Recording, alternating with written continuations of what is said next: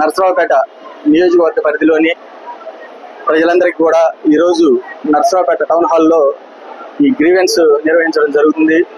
దీనిలో భాగంగానే నర్సరావుపేట నియోజకవర్గంలో ఉన్న ప్రజలందరూ కూడా వచ్చి గౌరవ కలెక్టర్ గారికి, అదేవిధంగా ఎమ్మెల్యే అరవింద్ బాబు గారికి వారి యొక్క సమస్యలు తెలియజేసుకుంటున్నారు. దీని సందర్భంగా చాలా మంది ప్రజలు కూడా ఇక్కడికి వచ్చి ఉన్నారు.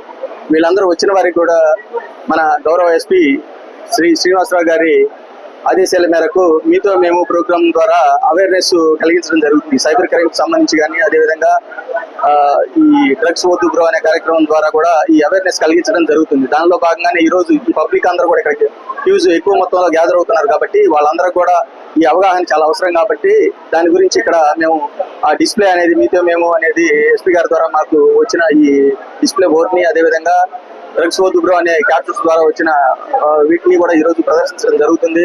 ముఖ్యంగా ప్రజలందరికీ కూడా ఈ సైబర్ క్రైమ్ పట్ల రోజు రోజుకి పెరిగిపోతున్న ఈ సైబర్ క్రైమ్ పట్ల అవగాహన కల్పించడం కోసం, అదేవిధంగా ఈ డ్రగ్స్ వల్ల కలుగుతున్న నష్టాలని వీళ్ళు తెలుసుకొని దాని దుష్ప్రభావాల నుంచి దూరంగా ఉండడం కోసం, అదేవిధంగా వాళ్ళ పిల్లల్ని జాగ్రత్తగా చూసుకుంటారనే ఉద్దేశంతోనే ఈ కార్యక్రమాన్ని ఈరోజు ఇక్కడ నిర్వహించడం జరుగుతుంది. కాబట్టి ప్రజలందరూ కూడా ముఖ్యంగా తెలియజేస్తుంది ఏంటంటే, మీరు సైబర్ క్రైమ్ పట్ల అప్రమత్తత కలిగి ఉండండి. మీ ఓటీపీలు కానీ అవి కానీ ఎవరికి చెప్పొద్దు.